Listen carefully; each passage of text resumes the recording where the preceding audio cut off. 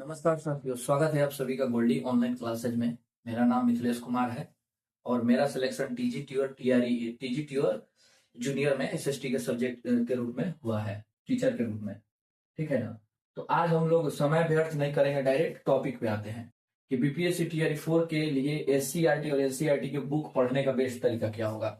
Telegram पे join कीजिए लोग, उस पर आपको एससीईआरटी और एनसीईआरटी का बुक का पीडीएफ मिल जाएगा। गोल्डी ऑनलाइन क्लासेज का डिस्क्रिप्शन में लिंक मिल जाएगा।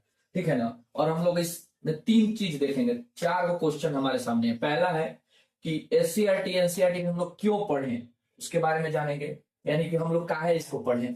दूसरा पढ़ेंगे, देखेंगे इसको कैसे पढ़े। और तीसरा प्रश्न है कि पढ़ने का मेरा स्ट्रेटजी, यानी कि हम बताएंगे कि हम कैसे एससीईआरटी और एनसीईआरटी को बिना नोट्स बनाए, ठीक है ना, और बार बार रिवीजन किए कम समय में। ठीक है ना, सुनने में अजीब लगेगा, कम समय में नोट्स नहीं बनाए, बस रिवीजन करें। और पूरा मेरा हुआ भी, ठीक है ना। और किसको नहीं पढ़ना है एससीईआरटी और एनसीईआरटी, इसके बारे में भी हम लोग चर्चा करेंगे इसमें। ठीक है ना।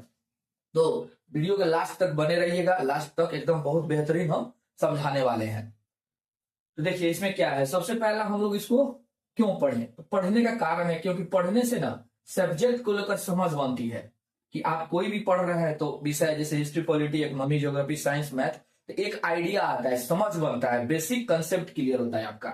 दूसरा है कि बेसिक बुक है, क्योंकि यही सिलेबस आपका निर्धारण करता है और ये बेसिक किताबें हैं और इससे बेसिक मजबूत होता है। इसको आप कर लेते हैं तो आप इससे संबंधित, इससे रिलेटेड सिलेबस का एनसीईआरटी और एससीईआरटी से कोई भी एग्जाम भारत का निकालने का कोशिश कर सकते हैं, निकाल सकते हैं, यानी कि आपका बेसिक क्लियर करेगा। दूसरा है टीआरई 4 का वास्तविक सिलेबस, इसी से पता चलता है। कहीं भी जाइएगा ना तो आपको एग्जैक्ट सिलेबस इसका कहीं नहीं मिलेगा होगा कि क्या पढ़े क्या छोड़े, लेकिन हम अपना तैयारी किए तो उससे हमको ये अनुभव मिला। टीआरई 1 भी मेरा हुआ था, बीएड हट गया सुप्रीम कोर्ट द्वारा, जिसके कारण हम बाहर हो गए।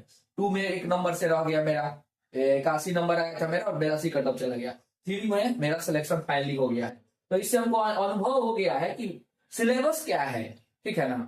तो इससे आपको सिलेबस का पता चलेगा। दूसरा पता चलेगा एग्जाम पैटर्न, इसी पे आधारित है। हम मेरा पर्सनल एक्सपीरियंस है 1 2 3 को लेकर, इसका इससे एग्जाम पैटर्न पता चलता है कि एग्जाम किस व्यू में बीपीएससी पूछ रहा है, प्रश्न पूछने का तरीका उसको कहां से आ रहा है, सीधे उठा उठा के किताब में से आपको दे देगा। ठीक है ना। फिर कह रहा है कि याद रखने के लिए, मतलब इसको ना आपको क्या करना है, याद रखने के लिए नहीं पढ़ना है बल्कि समझने के लिए पढ़ना है। यानी आप सोचिएगा फैक्ट हम याद कर लेते हैं तो क्या होगा, इससे आपका नहीं होगा।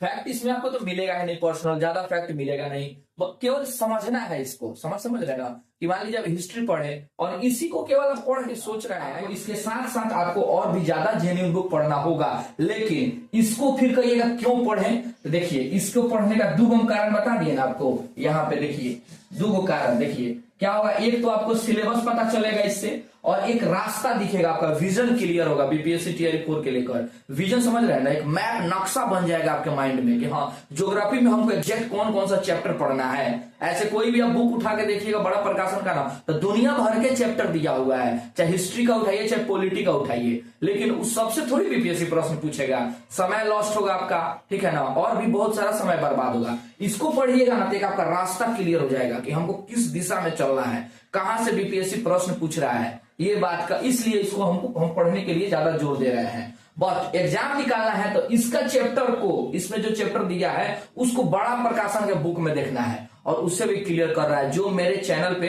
हो रहा है। ठीक है ना।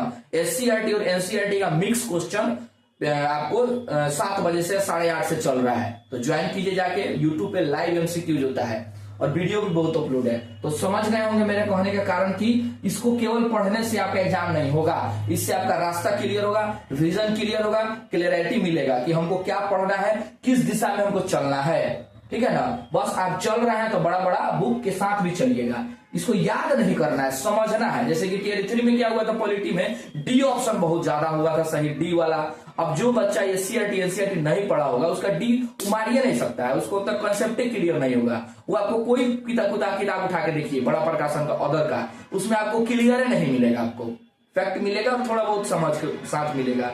लेकिन जो एससीईआरटी एनसीईआरटी पढ़ा है उसका क्लियर होगा, वो ज्यादा डी मारा होगा। मेरा 35 लगभग सही है पॉलिटी में 9 10 में 6 to 8 में 40 में, क्योंकि हम इसको कम से कम बताएंगे लास्ट में कि हम किस तरह पढ़े थे। कम से कम 10-15 बार पढ़े हैं इसको। बुक फट गया है, समझे। बुक को पढ़ते पढ़ते इतना आदमी पढ़ा है कि किताब समझिए क्या बताएं आपको। देखिए दिखा देते। SCERT को हम ज्यादा पढ़े थे। देखिए मेरा पढ़ने का तरीका, ये बुक आपको SCERT का है 9th क्लास का। देखिए इसको हम किस तरह पढ़े हैं।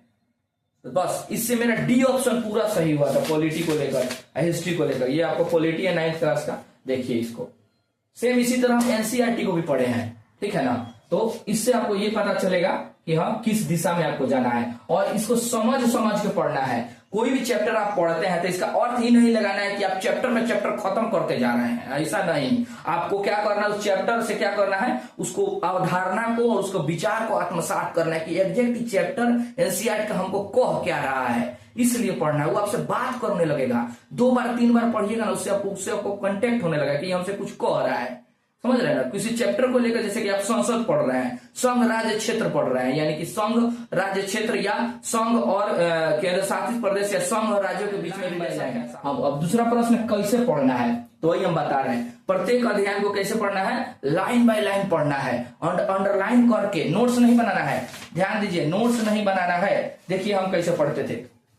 देखिए यहाँ पे, देखिए यहाँ पे जैसे इसी में नोट्स बना घेर दिए, जहां पे इंपॉर्टेंट लगा ये वाला लाइन इंपॉर्टेंट है, इसको घेर लाइन कर दिए हैं और घेर दिए हैं। देखिए आज जो इससे रिलेटेड वर्तमान में डाटा है उसको यहाँ लिख देना है, ठीक है ना। जैसे कि पहला ये वाला इंपॉर्टेंट लाइन लगा, फिर ये वाला लगा, फिर देखिए टॉपिक इंपॉर्टेंट लिखे है ना। सेम इसी तरह आपको भी करना है। देखिए यहाँ पे इस तरह पढ़ना है। बाद में जब रिवीजन कीजिएगा ना, सेकेंड टाइम रिवीजन करने आइएगा, तो आपको इस अंडरलाइन वाले पे ज्यादा ध्यान देना है।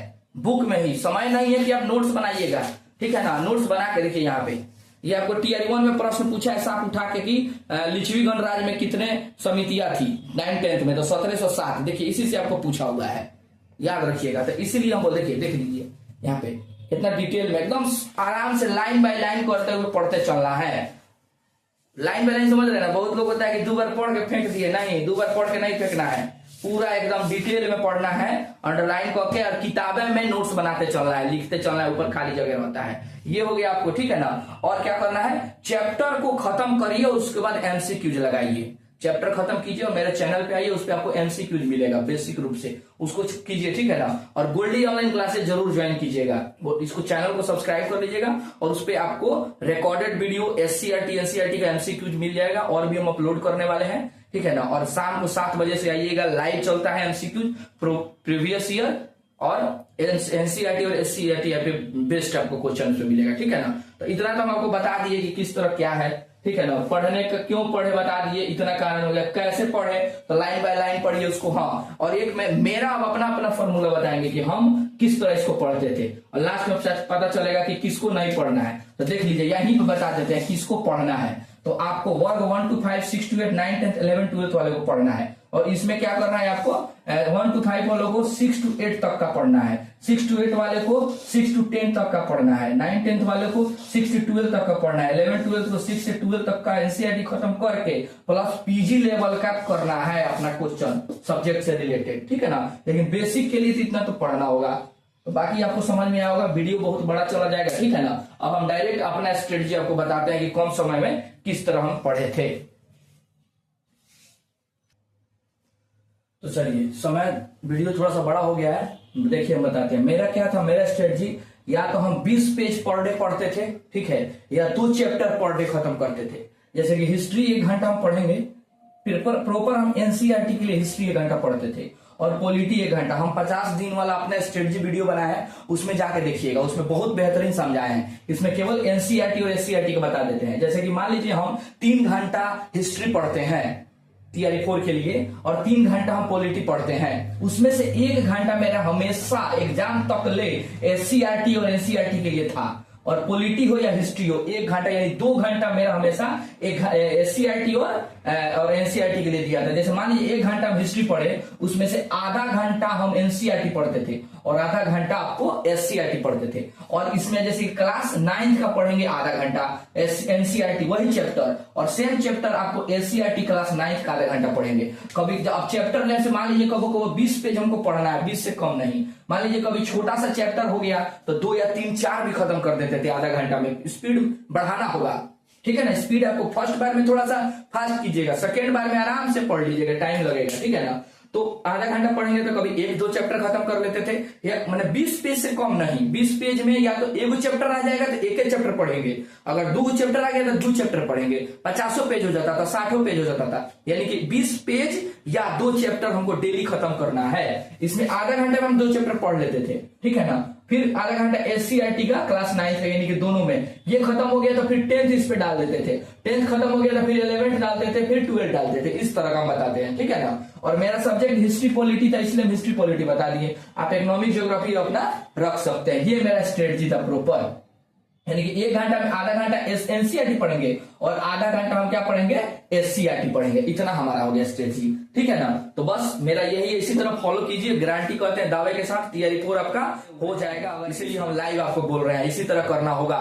सोचिएगा 3 बार, अगर आप 3 बार पढ़ लेते हैं, समझना है, अगर आप 3 बार में समझ गए एससीईआरटी एनसीईआरटी को तो रहने दीजिएगा, लेकिन नहीं समझे तो लास्ट तक आपसे कम आपको 5 बार पढ़ना होगा, अधिक से अधिक जितना आप पढ़ लीजिए। हम तो कम 10, 12, 15 मिनट पाए हुए हैं, ठीक है ना। तो जितना आप ज्यादा पढ़ लीजिए, तो यही हमारा हो गया, ठीक है ना। एससीईआरटी और एनसीईआरटी पढ़ने का बेस्ट तरीका। किसको नहीं पढ़ना है तो किसी को नहीं पढ़ना, सबको पढ़ना है, ठीक है ना। सबको पढ़ना है, क्यों पढ़ना है बता दिए, कैसे पढ़ना है बता दिए, स्ट्रेटजी भी अपना बता दिए, और किसको नहीं पढ़ना है, सबको पढ़ना है, इसमें आपको बता दिए हैं, ठीक है ना। तो बाकी सबका हम वीडियो ऑलरेडी डाले हुए हैं, डिस्क्रिप्शन में मिल जाएगा या प्लेलिस्ट में देख लीजिएगा। मिलते हैं नेक्स्ट टॉपिक के साथ, कमेंट कीजिएगा कि हम किस टॉपिक पे वीडियो बनाएं। तब तक के लिए थैंक यू, जय हिंद।